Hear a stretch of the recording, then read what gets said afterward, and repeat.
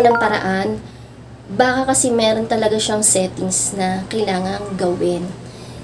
At yun nga, nalaman ko, meron palang dapat na i-on bukod doon sa OTG.